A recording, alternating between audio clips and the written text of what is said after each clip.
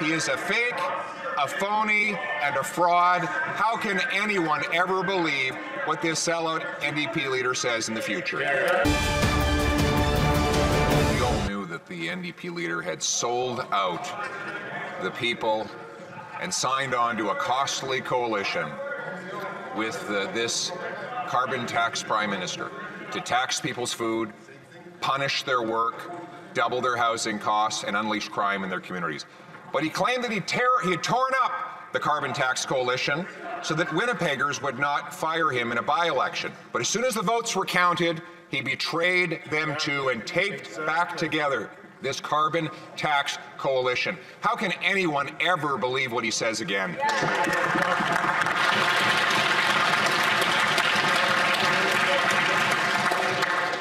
The chair is in a very uncomfortable situation here. The Honourable Leader of the Opposition. The NDP leader was terrified he was going to lose a by-election in Winnipeg, a NDP stronghold. So he put out a Hollywood production where he claimed he had torn up the carbon tax coalition onto which he had signed up, that he was going to stop fighting for his pension and start fighting for the people. But once the votes were counted, he betrayed them again. He is a fake, a phony, and a fraud. How can anyone ever believe what this sellout NDP leader says in the future?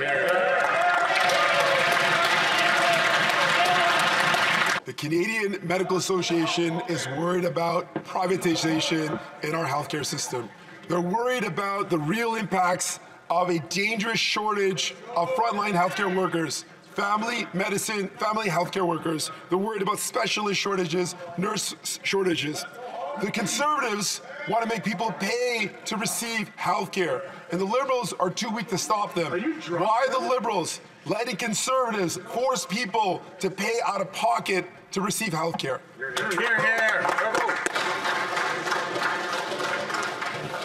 It's Canadian seniors who are cutting back because of this government's cost of living crisis. They're cutting back on food and home heating because of the carbon tax and inflation that this government caused. But let's go back to the NDP leader. He had a really dramatic show this summer where he pretended to rip up the agreement, but then would never commit to actually voting non-confidence and giving Canadians the carbon tax election they so desperately want.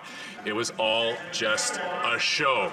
So simple question, during all those meetings with the Prime Minister and the leader of the NDP, was the Prime Minister just giving him acting lessons?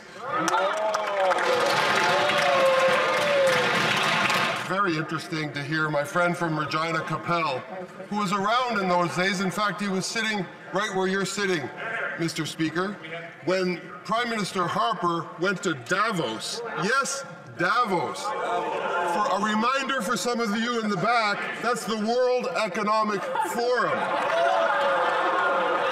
And he went there to do what? To tell Canadian seniors that their retirement age was moving to 67 from 65.